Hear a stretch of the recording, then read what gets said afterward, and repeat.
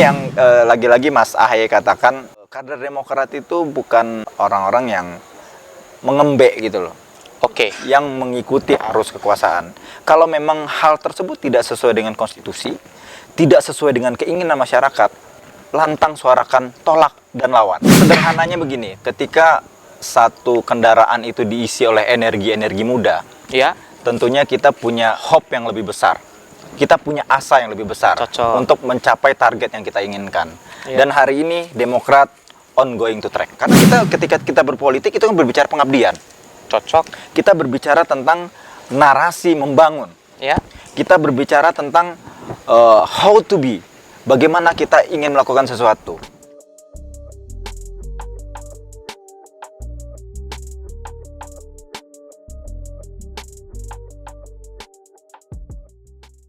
Hari ini saya mau bicara santai dengan seorang intelektual kampus. Dulu senior saya di kampus ya, tapi hari ini merantau ke Jakarta, kemudian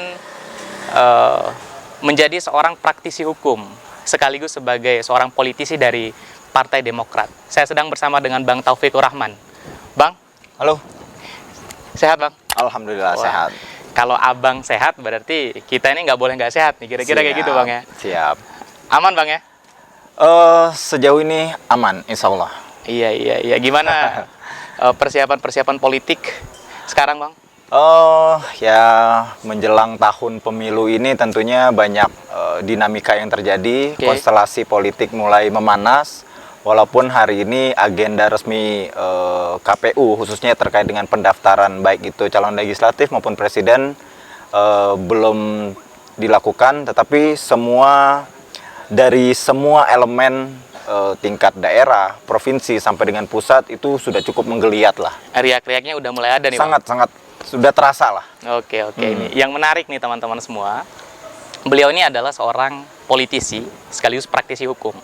Dulu Bang, jadi seorang atau tergabung di tim hukum Prabowo Sandiago pada tahun 2019 Ya. di Gerindra waktu itu Bang. Di Gerindra. Sekarang di Demokrat Bang. Hari ini di Demokrat. Nah, kok bisa seperti itu Bang?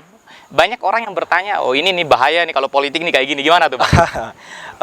Stigma itu memang sudah mengakar ya di kalangan masyarakat. Ya. Tetapi pada prinsipnya saya meyakini semua partai politik itu memiliki platform yang sama untuk berbicara masa depan bangsa. Jadi partai politik ini kan hanya sebagai wadah. Nah, ketika kita memilih jalan itu kan kita harus berbicara nyaman atau tidak nyaman. Oke. Ya mungkin sebelumnya saya nyaman di Gerindra, tapi bukan berarti Gerindra tidak baik ya hari ini. Oke.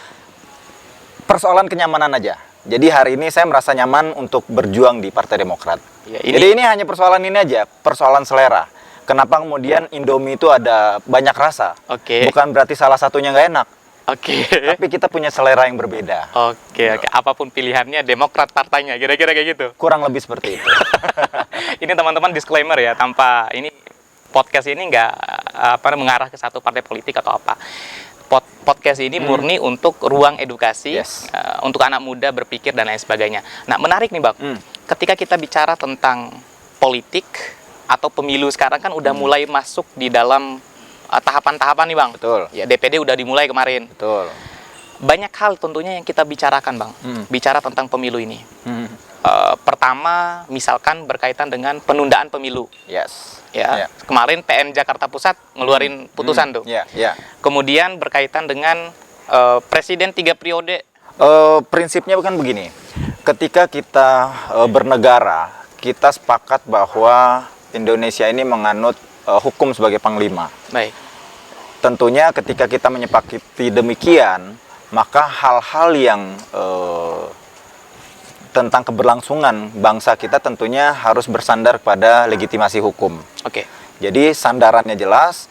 Jadi ketika ada hal-hal yang quote-unquote terkait dengan upaya-upaya untuk perpanjangan masa jabatan, ya sepanjang itu tidak diaminkan oleh konstitusi, saya pikir itu hanya wacana belaka. Nah, Abang melihat ini sebagai sesuatu hal yang berbahaya bagi demokrasi atau seperti apa kira-kira nih Bang? Prinsipnya demokrasi itu adalah pembatasan kekuasaan. Kenapa kemudian semangat 98 ketika menumbangkan rezim 32 tahun, itu adalah semangat untuk membatasi kekuasaan. Karena apa? Kekuasaan yang dilanggengkan itu berpotensi abuse of power dan berpotensi tirani. Oke. Tapi wacana itu muncul lagi, Bang. Betul. Kan kalau waktu 32 tahun itu kan kekuasaan nih yang punya campur tangan nih. Nah, ada nggak potensi itu, Bang? Kekuasaan campur tangan? Kalau kita berbicara di kalangan grassroots ya, anggap saja obrolan warung kopi. Kecurigaan itu tentu ada. Setiap orang bebas menafsirkan dinamika yang terjadi. Tetapi saya mau katakan begini. Setiap kekuasaan pasti punya cara untuk bagaimana dia melaksanakan roda pemerintahannya. Apakah cara-cara itu dilakukan dengan cara yang baik, tentunya bersandar pada konstitusi, atau cara-cara yang tidak baik. Dan itu yang sama-sama kita hindari tentunya. Abang melihatnya ada cara tidak baik nggak? Dalamnya laut bisa kita ukur, dalam hati siapa tahu. Waduh, politis banget ya. Jadi teman-teman semua, for your information, jadi kita sekarang, Bang, seperti yang Abang bilang tadi, kita bicarain tentang politik nih ya, pembicaraan warung kopi aja. Nah, kebetulan kita lagi di Tunas Etri, teman-teman, ya, tempat kopi recommended lah di Mataram. Teman-teman mahasiswa, aktivis, yuk datang ke sini santai-santai lah, kira-kira kayak gitu, Bang. Nah, nyaman ini tempatnya nih. Nyaman, Bang, ya. Nah, bicara tentang pemilu, Bang. Selain penundaan, itu kan ada tuh isu yang satuan, proporsional tertutup, proporsional terbuka. Betul. Sebagai seorang politisi, melihat isu ini seperti apa, Bang? Berbicara partai politik, pasti partai politik punya agenda-agenda sendiri dan punya strategi-strategi sendiri. Nah, tapi di luar daripada itu, saya mau katakan begini. Semangat berdemokrasi adalah semangat bagaimana kita mengedepankan gagasan, pemikiran, juga etika. Itu hal yang paling fundamental menurut saya. Jadi ketika kita berbicara bagaimana perspektif politisi, tergantung kepentingannya seperti apa. Jadi apa yang disampaikan oleh partai politik, entah itu pro atau kontra, saya meyakini itu berdasarkan kepentingan partai politik tersebut. Posisi Demokrat? Hari ini Ketua Umum kami, Mas AHY, secara tegas menolak proporsional tertutup. Artinya ingin terus proporsional terbuka, memberikan ruang kepada anak muda?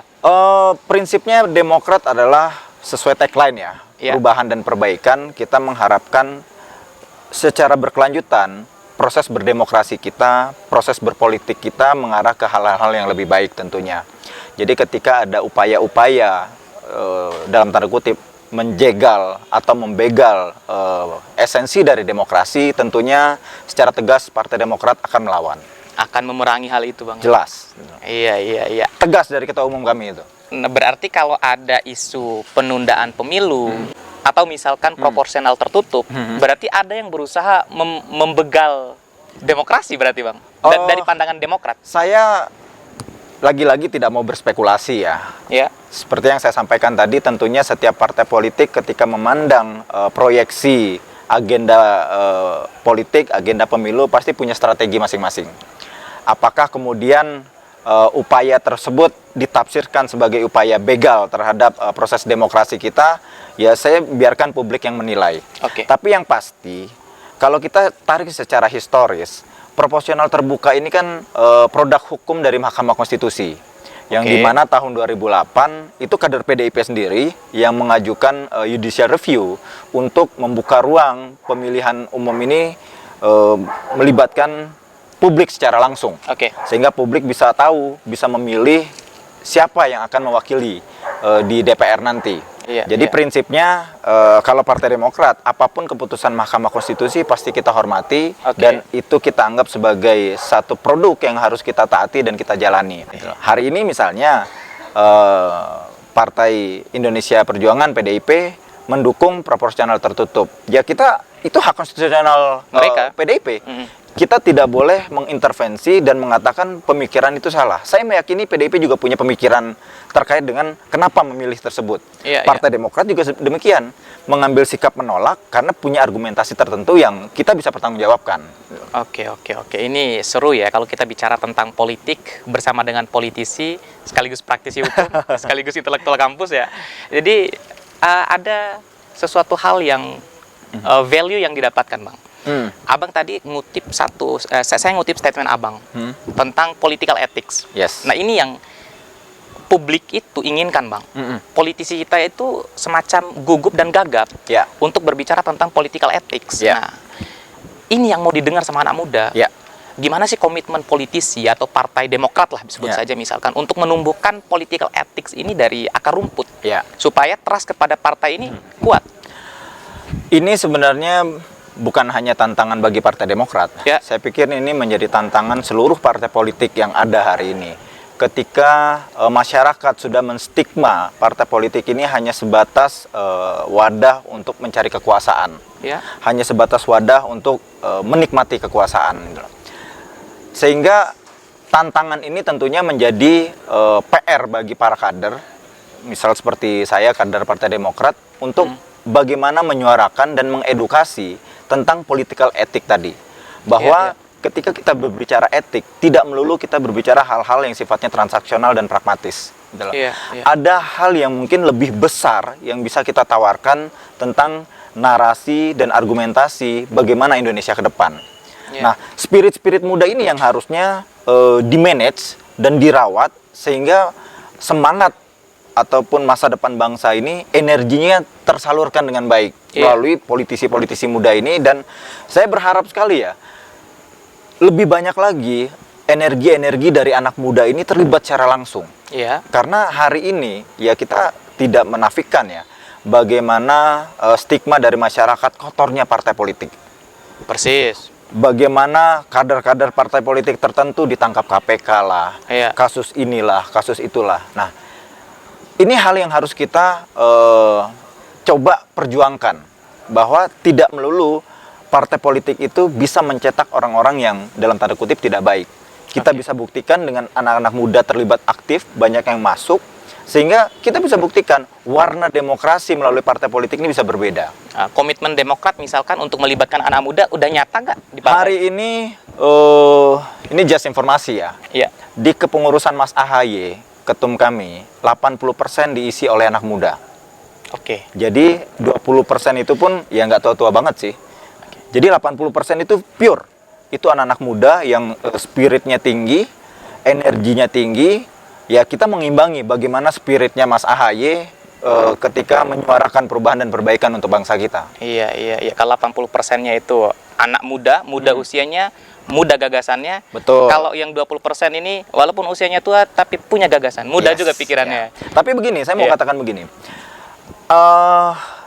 Ada hal yang menarik ketika kita berbicara keterlibatan anak muda. Karena di kalangan masyarakat ini kan seperti skeptis ya terhadap keterlibatan anak muda ini. Karena saya juga menilai jangan sampai keterlibatan anak muda ini hanya sebatas euforia. Euforia momentum. Mumpung ada momentum pemilu, yuk berbondong-bondong kita terlibat dalam partai politik. Dan memanfaatkan suara anak muda. Suara anak muda. Nah, saya ingin katakan bahwa energi anak muda ini bukan hanya sebatas sebagai vote getter. Tapi juga kita butuh mereka untuk memberikan warna baru, narasi-narasi baru. Dengan mungkin mereka punya literasi yang berbeda-beda, punya background yang berbeda-beda, tapi itu bisa membuat kita menjadi satu kesatuan. Dan ya kalau kita ingatlah, sejarah kita membuktikan 1928 ketika Bung Tomo menyuarakan Sumpah Pemuda. Itu bagaimana bergeloranya, bergetar semua itu. Ini yang kita coba ingin duplikasi semangat-semangat muda ini, bahwa anak muda ini punya peran penting untuk merubah bangsa kita untuk lebih baik. Dan Partai Demokrat berada di track itu. Sejauh ini Partai Demokrat bukan berada, sudah melakukan itu. Dan ongoing to track. Ongoing to track, teman-teman. Nah, ini Bang bicara tentang anak muda, kita disponsor juga oleh produk anak muda. Kira-kira kayak gitu, Bang. Ini menarik nih. Saya bajunya biru ya. Kalau dibirukan dalam partai ini biru Nasdem ini, Pak. Iya. Kalau biru yang sebelah biru Demokrat. Ini koalisi perubahan kayaknya. Tapi yang sponsori logistik kita ini merah, Bang. Ya kalau memang warna itu entah itu merah, biru, kuning sekalipun nggak masalah, selama kita bisa memetik manfaatnya dan kita rasakan bersama, kenapa tidak? Apapun warnanya, roti gembong makanannya.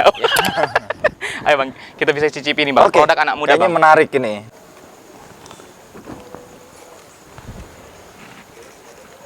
Gimana rasanya Bang? Ini tiramisu ya, Rasanya tiramisu. lembut ya. Lembut banget. Jadi kelebihan roti gombong Mandalika nih teman-teman, sekali coba ketagihannya seumur hidup Bang. Manisnya nggak terlalu too much, Mhm. pas manisnya, Pas ya. pas. Oh ini kayaknya kalau Bang Taufik ya, Bang Bulan biasanya kalau kita manggil, ini bukan hanya politisi tapi kalau endorse kayak gini jago juga kayaknya.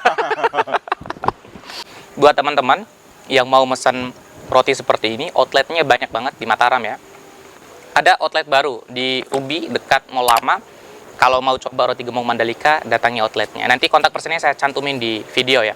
Yang menarik Bang, ketika kita bicara tentang politik, bicara tentang anak muda, tentunya kan keterlibatan ini bukan hanya dalam bentuk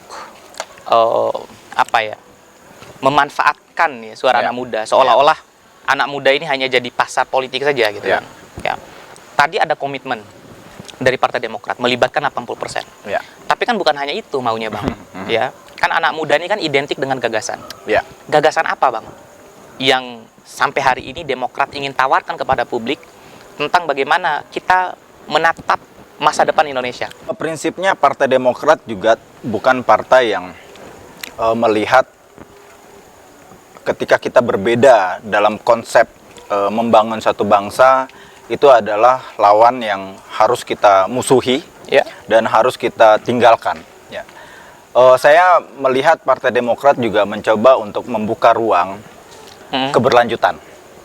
Oke. Jadi sepanjang hal-hal baik itu sudah terrealisasi hari ini, ya kita rasa itu cukup layak kita akui dan kita lanjutkan. Ya. Tetapi kemudian ketika ada hal-hal yang perlu kita perbaiki, Demokrat punya komitmen yang tegas untuk melakukan perubahan Ya. ke arah yang lebih baik. Jadi kalau kita berbicara komitmen apa, sampai hari ini Demokrat sudah banyak menyusun rencana-rencana kerja ketika memang nanti diamanahkan di 2024 nanti sebagai pemegang kekuasaan. Hari ini 2 periode pemerintahan Pak Jokowi tentunya ada hal-hal yang baik, Ya. ada hal-hal yang harus kita apresiasi, dan tentu juga ada catatan-catatan yang menjadi masukan bagi pemerintahan hari ini. Kalaupun tidak diterima masukan itu, tidak dapat direalisasikan, Partai Demokrat berkomitmen untuk melakukan itu ketika Oke. nanti diberi kekuasaan. Sederhananya begini, ketika satu kendaraan itu diisi oleh energi-energi muda, Ya. tentunya kita punya hope yang lebih besar. Kita punya asa yang lebih besar Cocok. untuk mencapai target yang kita inginkan. Iya. Dan hari ini Demokrat ongoing to track. Oke. Kayaknya ada agenda khusus nih. Mm-mm. Abang datang ke Lombok ya. Ya. Apa ingin ngelihat anak muda atau ada something nih Bang? Ya, tadi kita sempat menyinggung masalah keterlibatan anak muda. Ya. Ya, kebetulan hari ini mungkin saya masih layak distempel sebagai anak muda. Iya, iya. Dan ini adalah wujud mengkonkretisasi keterlibatan anak muda dalam dunia politik. Ya. Jadi hari ini saya secara resmi mendaftarkan diri sebagai calon anggota legislatif untuk Dapil 6 Provinsi NTB. Ah, Bima Dompu nih Bang. Bima Dompu, Dan Kota Bima. Kota Bima. Ada senior juga di sana itu Bang. Ini senior lawan senior ya. Saya pikir sih begini. Iya, iya. Setiap orang pasti punya keinginan untuk bagaimana bisa berkontribusi. Oke. Saya meyakini ya mungkin senior-senior yang lain atau kawan-kawan yang lain punya ideologi yang ingin diaplikasikan. Oke. Perbedaan dalam menentukan sikap itu hal yang wajar, hal yang lumrah, bukan hal yang harus kita pikirkan menjadi sebuah menciptakan sentimen ya, Ya. yang sifatnya destruktif. Ya. Saya pikir biarkan warna yang berbeda ini menjadi satu yang poin bahwa perbedaan kita bisa saling menguatkan. Oke. Yang menjadi problem kita adalah ketika kita sibuk mencari perbedaan, sedangkan banyak hal yang sama yang perlu kita diskusikan untuk bagaimana membangun bangsa kita. Setidaknya untuk level terendah lah. Kita cenderung selalu disibukkan sentimen-sentimen itu karena perbedaan-perbedaan yang sebenarnya tidak cukup signifikan gitu. Iya, iya. Tapi itu dieksploitasi, Di amplifier gitu. diamplifikasi Iya, seolah itu menjadi perbedaan yang kita harus saling bermusuhan gitu. Iya, iya. Sedangkan banyak hal yang saya pikir kita bisa cari titik persamaannya untuk bagaimana kita menatap bangsa kita ke depan. Karena ketika kita berpolitik itu kan berbicara pengabdian. Cocok. Kita berbicara tentang narasi membangun. Ya. Kita berbicara tentang how to be. Bagaimana kita ingin melakukan sesuatu. Nah, saya berpikiran dengan adanya perbedaan ini, kita bisa saling mengoreksi. Kita bisa saling mengkritik, sepanjang itu sifatnya membangun, saya pikir wajar-wajar aja. Iya. Karena nggak ada yang sempurna lah. Bahkan Nabi Muhammad pun, kalau kata Bang Fahri Hamzah, yang kurang sempurnanya, apa kurang sempurnanya? Tapi dibatasi toh umurnya oleh Allah. Iya, Apalagi kita manusia biasa ini. Iya, Gitu iya, loh. iya. Yang sumber dari segala kelemahan. Kelemahan. Tawarkan apa yang ingin kalian lakukan, apa yang ada dalam pikiran kalian, apa yang ada di gagasan kalian, implementasikan. Biarkan rakyat yang menilai. Iya, iya. Gitu. Jangan sampai masyarakat beli kucing dalam karung. Betul. Apalagi beli kucing berkarung-karung. Itu yang bahaya tuh. Bahaya itu. Sekarang banyak ya politisi ya balehonya di mana-mana ya, walaupun besok udah nggak pakai foto kan. Ya. Siap jungkir balik untuk rakyat gitu kan. Ternyata kucing, Bang. Makanya saya di beberapa kesempatan tuh sering mengkanter gitu. Ada narasi-narasi keterlibatan kaum muda ya. Kaum muda ini kan udah pasti dia tidak punya pengalaman, tidak punya track record dalam partai politik gitu loh. Ya. Jadi ketika harus dicoba dikomparasi dengan politisi-politisi lama, seolah-olah anak-anak muda ini tidak diberikan ruang karena persoalan pengalaman. Oke. Nah, saya mau katakan begini. Setiap partai politik dalam agenda pemilu pasti menginginkan partainya besar, Ya. partainya terlibat dalam kekuasaan, Ya. karena berbicara kebijakan, public policy, Ya. tetapi juga tidak melupakan bagaimana kualitas dari kadernya. Nah, yang menjadi persoalan sekarang adalah partai ini membutuhkan orang yang terbaik Oke. atau orang yang terlama. Kalau Partai Demokrat? Hari ini Partai Demokrat jelas sikapnya kader terbaiklah yang akan didorong. Oke, oke. Jadi persoalan lama ya itu akan menjadi poin mungkin ya. Iya. Nah, jadi saya mau katakan jangan sampai karena alasan pengalaman kita mengesampingkan orang-orang yang baik yang punya kualitas. Oke, oke. Akhirnya kan pendekatannya emosional. Iya, iya, iya. Kita kehilangan objektivitas untuk menilai bagaimana kita memberikan yang terbaik untuk bangsa kita. Partai politik kan wadah. Benar. Wadah untuk merekrut kader-kader terbaik yang akan kita tawarkan kepada publik. Ini loh orang-orang yang akan mengambil tampuk kekuasaan, yang akan menciptakan public policy untuk kalian. Oke. Tadi tuh bicara tentang objektivitas anak muda. Ya. Yang menarik nih, Bang. Sekarang kan kemarin Partai Demokrat barusan deklarasiin Bang Anies. Ya. Bang Anies Baswedan, ya. Kemudian dari Partai Demokrat yang digadang-gadang ini Pak AHY, Mas AHY ya, yang akan bergandengan dan apa namanya, spanduknya, pamfletnya udah berkeliaran di mana-mana. Ya. Saya meyakini orang-orang ini adalah tokoh-tokoh terbaik bangsa. Jadi biarkan figur-figur ini tampil, memberikan gagasannya, memberikan pemikirannya untuk bangsa kita. Prinsip demokrasi adalah kita kembalikan kepada masyarakat, kepada rakyat. Biarkan rakyat yang menilai siapa yang layak untuk menjadi presiden dan wakil presiden di 2024 nanti. Tugas partai politik adalah memberikan keyakinan. Oke. Ya. Oke. Kita menyuguhkan ini kader terbaik kita, ini orang yang terbaik kita tawarkan kepada masyarakat, silakan rakyat menilai. Kalau diterima, kita antar beliau ke istana. Kalau tidak diterima, berarti ada hal yang mungkin perlu kita perbaiki. Oke, nggak masuk koalisi. Kalau Demokrat ya dia selalu di luar dia. Keren sih. Hari ini partai politik yang saya anggap punya sikap tegas terkait dengan sikap politik ya. Ya, Partai Demokrat adalah salah satunya.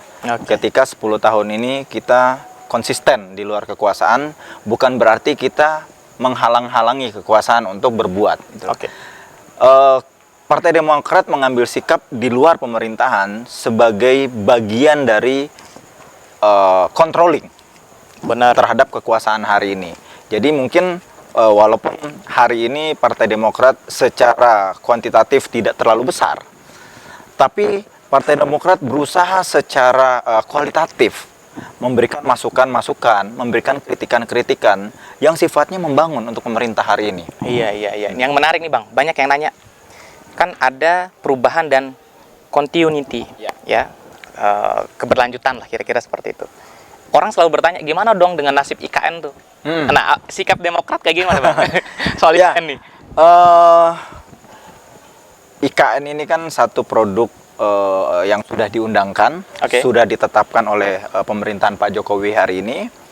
Saya tidak mau berkomentar terlalu banyak di sana karena lagi-lagi saya katakan mungkin Pak Jokowi dengan jajaran kabinetnya punya pertimbangan sendiri kenapa kemudian IKN itu dibangun. Tapi tentunya kami juga punya hak untuk menguji. Apakah keputusan itu sudah ideal? Apakah keputusan itu sudah sesuai? Apakah sudah melewati proses-proses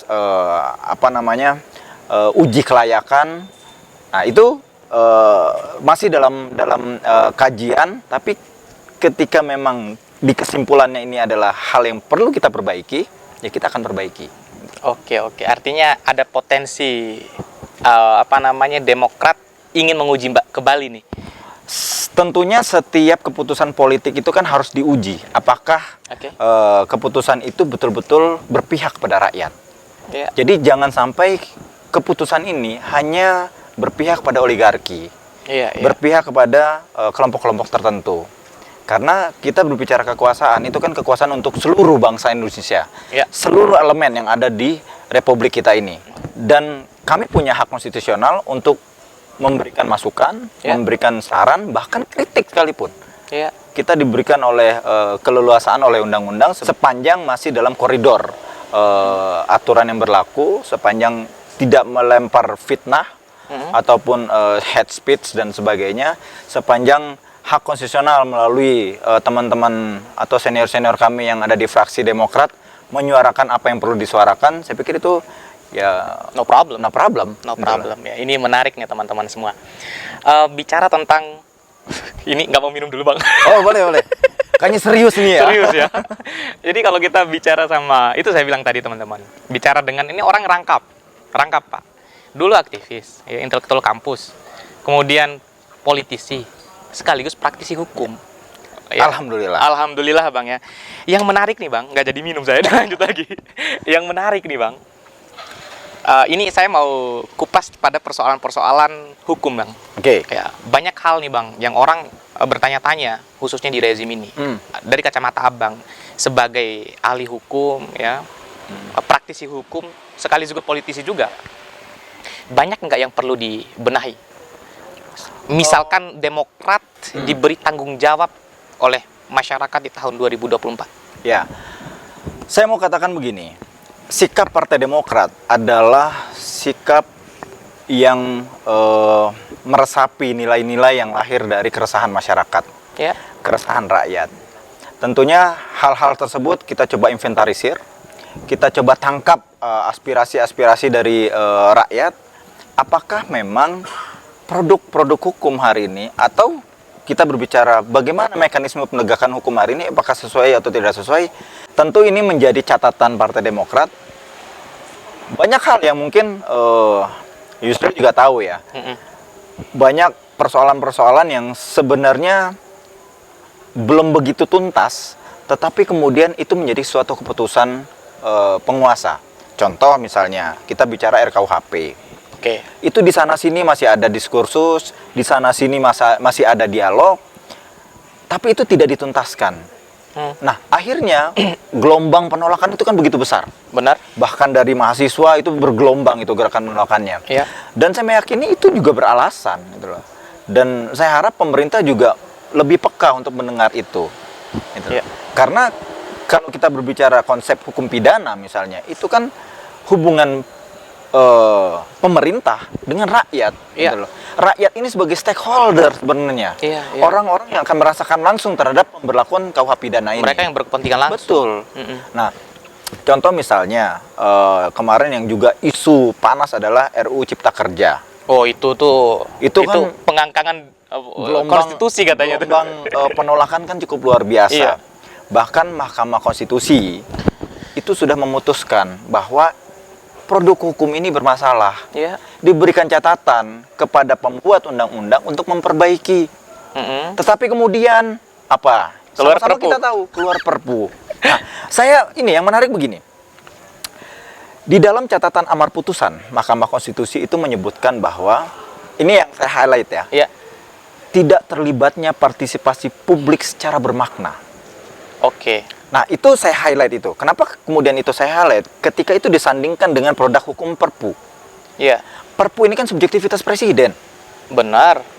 Nah, alasan penolakan alasan MK memutuskan tidak terlibatnya partisipasi publik yang tidak bermakna itu kan cukup menjadi alasan yang cukup kuat untuk mengatakan bahwa produk hukum ini inkonstitusional walaupun MK mengatakan bersyarat. Oke. Nah, dengan keluarnya Perpu ini betul-betul mengabaikan apa yang menjadi amar putusan tersebut. Oke. Perpu ini kan tanpa melibatkan siapapun. Iya. Pengangkangan Ini konstitusi kan. subjektivitas dari Pak Jokowi sebagai presiden. Iya. Saya nggak tahu beliau berkonsultasi dengan pakar hukum yang mana, Oke. dengan praktisi hukum yang mana, tapi yang ya nggak usah para praktisi atau ahli hukum lah. Ketika kita berbicara putusan pengadilan, itu suatu produk hukum yang harus dijalankan. Oke. Gitu loh. Menariknya adalah ketika ada satu produk hukum berdasarkan putusan pengadilan ditiban oleh produk hukum yang lain yang sifatnya subjektif. Subjektif. Gitu. Ya, makanya nih harusnya minta nasihatnya salah satunya Bang Taufik tuh masukin ke tim hukumnya biar cerdas itu cara berpikir hukum kekuasaan. Kira-kira kayak gitu nih, Bang. Ini yang lagi-lagi Mas Ahaye katakan. Ya. Kader Demokrat itu bukan orang-orang yang mengembek gitu loh. Oke. Yang mengikuti arus kekuasaan. Kalau memang hal tersebut tidak sesuai dengan konstitusi, tidak sesuai dengan keinginan masyarakat, lantang suarakan tolak dan lawan. Betul. Bicara tentang Mahkamah Konstitusi tadi, Bang. Ya. Kita kaitkan dengan pemilu. Nah, Ya. ada salah satu isu yang paling seru nih. Yang juga mungkin Demokrat sangat konsisten untuk menyuarakan ini, yaitu persoalan PT. Presiden threshold. Iya. Oke. Presidential threshold Ya.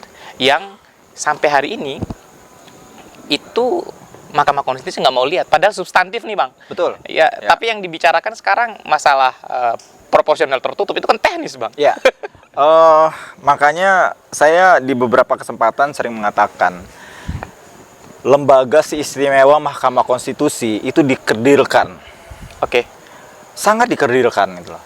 Kenapa kemudian MK itu dikatakan sebagai the guardian of constitutional, sebagai penyangga konstitusi kita.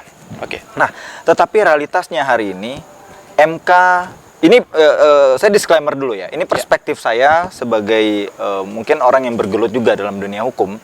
Saya melihat MK hanya sebatas menstempel benturan antara norma dengan norma. Oke.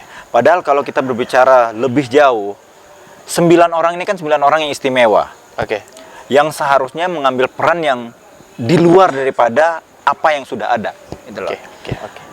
Saya dalam bayangan saya harusnya dalam memutus suatu perkara MK itu menarik suatu persoalan itu jauh keluar dari kotak, Ke hal-hal yang lebih filosofis. dan historis. Oke. Nah, disitulah peran besarnya MK.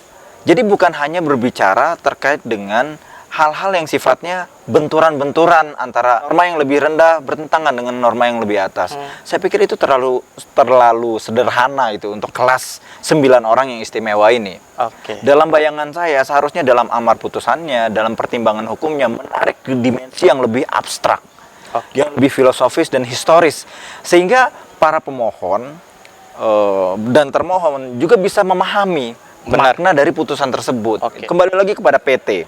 Iya. Kita tahu bahwa pengaturan presiden ini kan, keterpilihan presiden kan diatur di Undang-Undang Dasar 1945. Ya. Di sana secara eksplisit mengatakan bahwa yang dapat dicalonkan sebagai presiden dan wakil presiden adalah yang diusung oleh partai politik atau gabungan partai politik. Iya. Titik. Iya.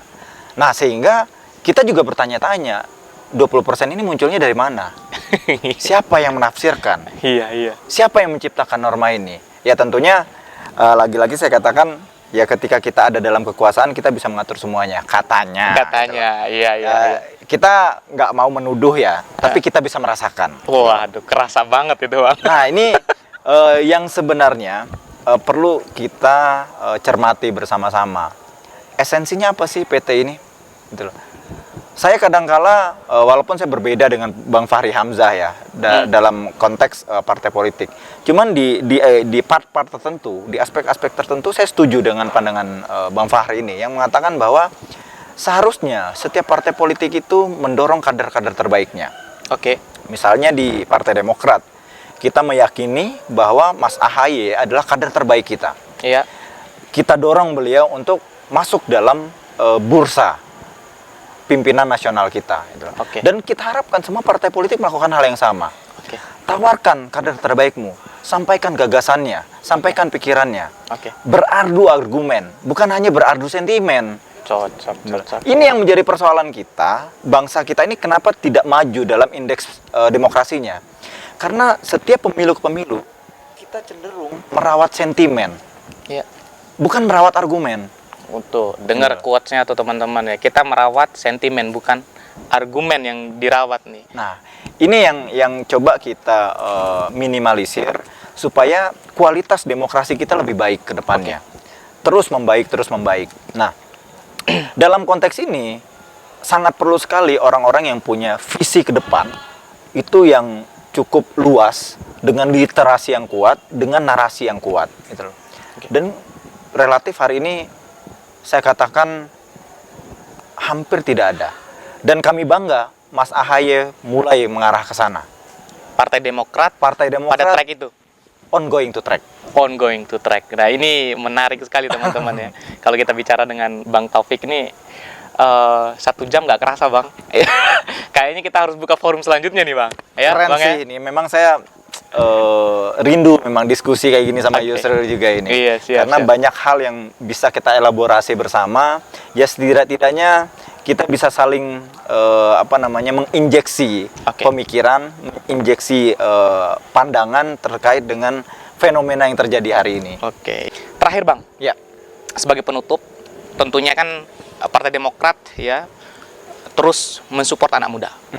Politik ini menurut anak muda itu seperti kubangan lumpur bang, Ya. kotor dan menjijikkan. Pandangan abang tentang persoalan itu dan komitmen Partai Demokrat Ya. untuk memastikan bahwa anak muda ini harus terus maju, masuk. Bukan hanya anak muda, perempuan juga bang, jangan lupa. Ya. Kembali saya singgung bahwa memang dinamika atau fenomena politik kita hari ini sudah terlanjur terstigma Oke. bahwa politik kita itu kotor. Iya. Nah, tapi saya punya pandangan begini. Ketika sesuatu yang kotor kita diamkan, apakah akan merubah sesuatu? Iya. Tidak akan merubah sesuatu. Memang tidak ada jaminan juga para pemuda bergabung ini bisa merubah. Tapi setidaknya ada harapan di sana. Ada asa, gitu loh. Nah, bagaimana mengimplementasikannya? Saya pikir setiap partai politik punya caranya masing-masing ya. Bagaimana mengefektifkan semangat anak muda ini supaya menjadi hal-hal yang sifatnya kontributif. Nah, ini menjadi PR kita bersama. Saya harapkan tidak menjadi satu hal yang membuat teman-teman kaum muda ini menjadi rendah hati Ya. atau rendah diri, atau setidak-tidaknya menjadi a priori terhadap keterlibatan dalam dunia politik. Dunia politik itu banyak mengajarkan kita tentang kehidupan sesungguhnya. Iya. Bagaimana kita bisa survive, bagaimana kita bisa memberikan hal yang kita inginkan. Iya. Nah, bagaimana juga kita bisa sabar ketika gagasan kita tidak diterima oleh orang Nah lain. itu yang paling penting bang. Nah, ini yang saya katakan itu bagian dari proses kita dalam berpolitik. Oke. Berpolitik itu memang nggak instan. Pengalaman, experience itu penting banget. Berproseslah dengan baik, maka kau akan mendapat manfaatnya. Berproseslah dengan baik, maka kita akan dapat manfaatnya. Terakhir sekali bang, kalau saya nyebutnya Anies dengan pasangannya ya, Anies Ya. dengan capresnya, abang tinggal jawab kemungkinan besar atau kemungkinan kecil gitu Ya. maksudnya bang.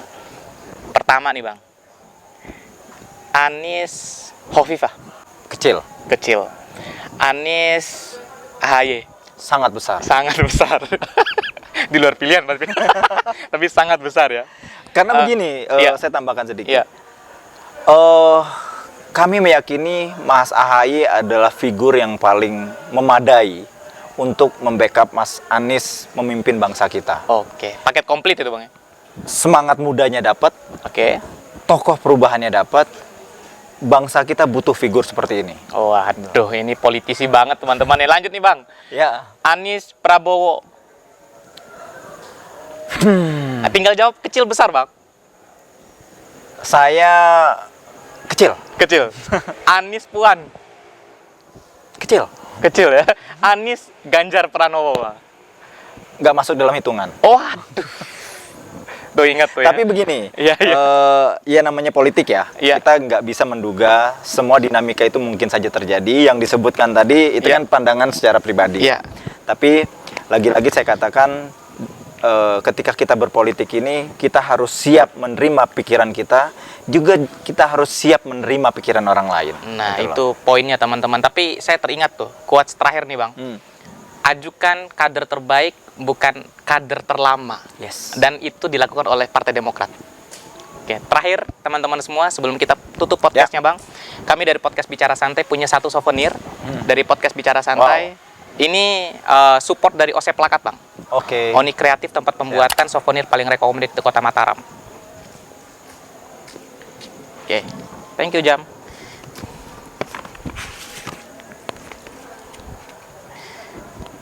Jadi ini teman-teman semua support dari OC Plakat ya. Nanti teman-teman kalau mau souvenir seperti ini, nanti saya cantumin kontak personnya. Ini Bang, Siap, ini siap. adalah simbol perubahan. Waduh. Amin, amin, amin. Simbol perubahan dan Ya. simbol keberlanjutan kita. Siap, siap, Siap Bang. Siap. Sesuai tagline-nya Demokrat, Apa tuh? Demokrat siap. Oke, Demokrat siap, teman-teman semua. Terima kasih banyak teman-teman semua. Jangan lupa share, like, dan subscribe ya.